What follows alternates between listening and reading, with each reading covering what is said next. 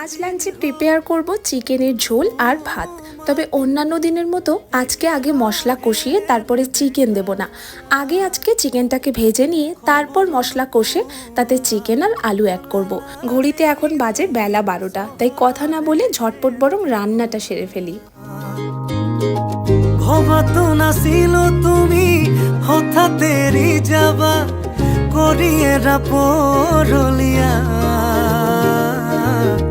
তুমি নহলে এই চহৰত নুফুলে বগেন ভিলিয়া, তুমি নহলে এই চহৰত নুফুলে বগেন ভিলিয়া।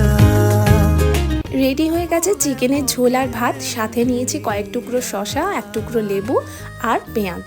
এই দিয়ে দুপুরের লাঞ্চটা আজকে হয়েছে ফাটাফাটি।